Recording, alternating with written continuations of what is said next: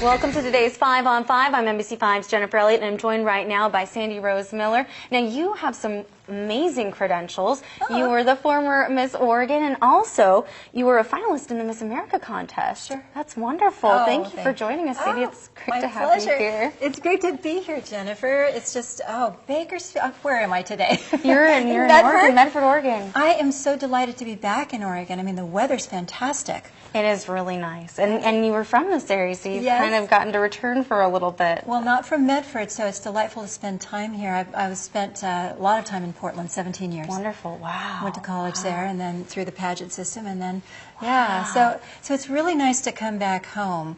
And really what I'm excited about is talking about how the love of color took me through the Miss America pageant system and into the exciting work that I do today. What exactly do you do today? You're an entrepreneur, I know that, but what exactly? My company's called True You Makeovers, and I kind of need to take you back to the start because I believe everybody is born with genius, meaning we each have special talents and unique gifts that are only ours to give, and clues show up in childhood. I mean, you have two babies, right? How old are they? They're 1 and 4, or 5 now. And are they at all alike? Are they? No. They're very different. Right? Right. So they're already showing you some of their genius, some of the areas where they're really unique. And for me, the way that showed up was I had a Barbie doll, and we didn't have the money for me to buy Barbie a lot of store-bought outfits. Right. So I ended up making them up in my head and then creating them out of scraps. Wonderful. And then when I entered the pageant system, I used that same creativity to design and make my pageant gowns. Wow. And when I got to the Miss, thank you. I didn't use that for my talent. I was a singer. That would be a good one. It would have worked. But when I got to the Miss America pageant representing Oregon, several of the contestants were saying, how did you know what kind of a gown to design, what kind of hair, what kind of makeup, what worked on you?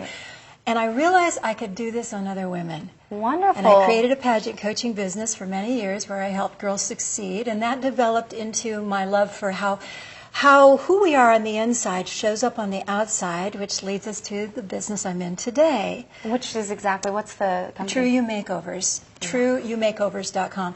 So one of the ways we can see what works for us on the outside easiest is with some of the photos.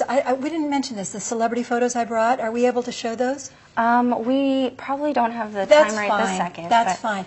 What happens when we show pictures of people who are not supposed to be wearing the color black and are wearing the color black is that we see their skin fall and go a little bit lax. Now, I can show this on myself if you would like to see this. Well, let's do that. Do you want to see that? We're going to take a quick break, and we'll do it right after that. That would be perfect. Stay with us. We'll be right back. I'm really excited to hear about how you do this. This is fantastic. Okay, stay with us. We'll be right back.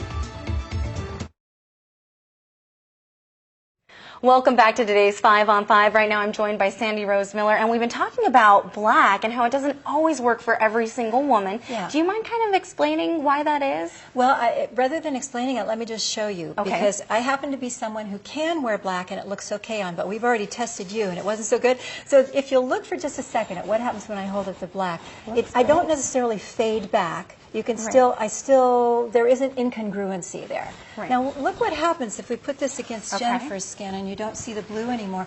All of a sudden, there's almost like, boom, like there's a cutoff right there. Right. And we're not looking for that. But what happens? You can see my under eye circles from morning shows every day. I know. Well, a little bit. We don't want that. But if we put up a much more subtle color like a brown, she's so much softer. Her skin goes velvety. It's that simple. There is no such thing as the perfect little black dress for everybody. The myth is that if you're in a little black dress, it'll be sexy and a great little go-to dress. Exactly, But for you, my dear, a black dress would be a deep dark brown, or a deep dark purple, or a deep dark green, or maybe even the perfect navy.